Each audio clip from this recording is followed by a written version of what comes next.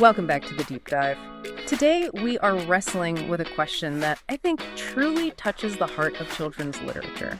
It's this paradox of vocabulary. For middle grade readers, that sweet spot between, say, 10 and 14. Right. Do they get intimidated by big, sophisticated words?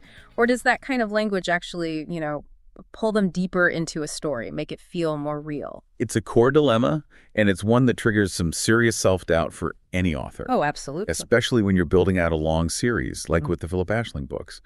The idea is they have to grow. They have to get more complex. Exactly. And the language you need to describe those bigger truths, you start to worry that it's outpacing your reader. That pressure must be intense. How do you keep that authentic, relatable 13-year-old voice while also introducing these massive concepts that just demand richer words? Well, that's our mission today. We're going to use the Phillip Aisling series as a guide to unpack all that. We'll look at what really makes a middle grade book work. And I'll give you a hint. It is not a vocabulary checklist. And we'll find that sweet spot where complexity meets absolute emotional clarity. The answer is really tied to the words they choose. I love that. And just a quick note before we jump in, the Kickstarter for the Dreams of Phillip Aisling Book 2 is live right now and doing really, really well. So if Phillip's journey is something you've been following, you can find the details and help bring the next chapter to life. It's very exciting. Okay, so let's unpack this. This authorial anxiety, this whole deep dive really started with the author's fear that the words, the concepts were just too much. And you can actually see that worry if you just look at the vocabulary list from the books. Right. In book 1, the advanced words are, well, they're sophisticated, sure, but they're mostly there to describe feelings or, the atmosphere. They're evocative. They're about how Phillip feels or what he's seeing. Exactly. We get words like acknowledge, astonishing, bewildered. Contemplation, luminous. Overwhelming subconscious transformation. They build this magical, very emotional world. They absolutely do. They lay the emotional groundwork. But then there's this shift in book 2 that you just can't avoid. Because Phillip's not just seeing strange things anymore. No, now he's trying to understand them, the nature of dreams, of reality itself. And that journey needs a metaphysical vocabulary. And this is where the self-doubt really spikes, I imagine. It has to. That language has to evolve to match the character's awakening. So you start seeing words about consciousness, energy. Universal memory. Exactly. We start seeing terms like akashic. Which is a huge word. What does that even mean in this context? So to keep it approachable, it's just the universal record, the memory of the cosmos. Okay. And then you get anomaly, archetype, consciousness. You see phrases like dimensional drift or the search for equilibrium. And the vocabulary list now has words like existential, illumination, interconnected. Manifestation, metaphysician, resonance, transcendent. That is a really undeniable conceptual jump. You go from describing an emotion to describing the fabric of reality. Right. So the question is, does that create a barrier? Because let's be honest, some of those words look like they belong on an SAT prep list, not in a book for a 7th grader. It's a fair question. Yeah.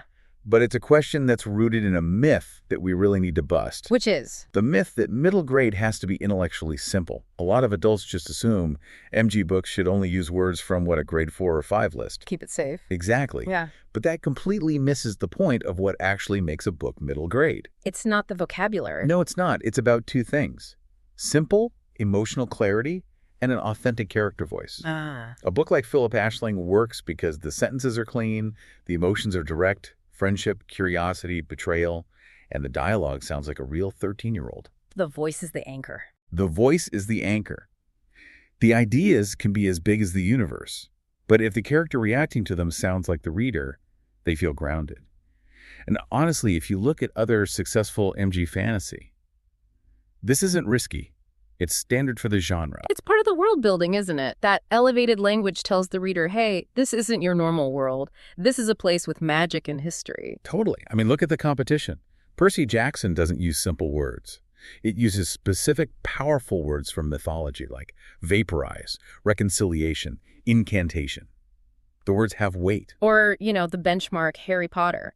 Even in the very first book, The Sorcerer's Stone, you've got words like labyrinthine to describe hallways, or transfiguration as a class subject, or petrified. Those are not everyday words. And transfiguration is a perfect example of context winning over definition. A kid might not know the dictionary meaning, but they know exactly what it is because it's a class taught to Professor McGonagall. They learn it by its function in this story. They learn by doing, not by dictionary. And you see this everywhere. Artemis Fowl uses military terms like reconnaissance and volatile. And Keeper of the Lost Cities deals with psychic stuff. So it has telepathy, intangible, luminescent. And there it is again, resonance. So when we see words like luminescent, subconscious, or dimensional in the Phillip Aisling series, they're not outliers. No, they're perfectly on brand. They are. They tell the reader the world is epic, the magic is real, and the ideas are big enough to be worth exploring. So let's connect that back to Philip's actual journey, because that's what grounds it all, right? His journey is about curiosity, about awakening to a reality that's so much bigger than he thought. And that mirrors the reader's journey perfectly. Yeah. The reader is also growing into these bigger ideas. They're stretching their own minds right alongside him. It reminds me of the guidance he gets in the story. As the metaphysician taught Philip, awareness comes one choice at a time. Right. He doesn't need to understand everything all at once. He just needs the next piece of the puzzle. And the same is true for the reader. They don't need a textbook definition of transcendent or existential to feel the power of that concept in the story. They learn through immersion. They're masters at inferring meaning. They are. Kids get the meaning from the emotion first and the context second. If the story is working, they'll automatically figure out that equilibrium is about balance, or that manifestation is about making something real. The core insight here, then, is that the job of a great middle grade series isn't to talk down to kids, it's to give them something to grow into. It's about trusting the reader. Which brings us to the big reveal, the answer to all that authorial self-doubt. And the surprising truth is that middle grade readers don't just put up with sophisticated words. They actively crave them. It's so true. They don't want to be read down to. They want to feel older, smarter, more capable. And that slightly elevated language, that's what gives them the feeling that they're reading something important. Something epic. Yes. And that's how a series like Phillip Aisling hits that perfect sweet spot. Book 1 is around a grade 5 or 6 level, and Book 2 expands on that, moving more toward grade 6 or 7. The ideas get wider, but the voice is always accessible. So what about those really advanced words, the ones that feel like they're from a prep list? Like chrysalis or akashic? Well, their acceptability comes down to one thing, context. How it's used. Always. If a character is going through a transformation, the word chrysalis suddenly has huge emotional power, even if a kid only vaguely knows it has to do with butterflies. And if equilibrium is used to describe the stability of a dream world, you get it instantly. The context makes it clear. Experienced dream masters understand that the interconnectedness of all things requires resonance. That's a very abstract idea. right. But in an action scene, it just means vibration or connection. The clarity of the action is more powerful than the difficulty of the word. Which really lines up with what all successful MG books have to do, that clarity mandate. Sentences have to be approachable. The action clear. The perspective has to feel like a real 13-year-old, and the emotions need to be universal. And when you check all of those boxes, a big word isn't a problem, it's a benefit. It adds texture. It makes the world feel deeper, more real. This is all supported by literacy research, too, isn't it? This idea of reading up. Yes, exactly. Kids naturally pick stretch books, books that are just a little bit above their level. Why? Because it feels good. It satisfies that desire for mastery, that need to feel smarter. Educators call them challenge texts. That little bit of cognitive friction is actually motivating for them. And the ultimate proof of this has to be Harry Potter and the Sorcerer's Stone. Oh, for sure. It's marketed as middle grade, but the vocabulary level is easily grade 7, maybe higher. I mean, labyrinthine, transfiguration. A fourth grader would never see those words anywhere else. But they devour that book. They devour it because the emotional arc is crystal clear. Philip is 13, his reactions are 13, and that grounds everything. You can handle any vocabulary word as long as the sentence gives you clues, the emotion is clear, the plot moves, and the tone stays rooted in the kid's point of view. So after this deep dive, the conclusion seems pretty clear.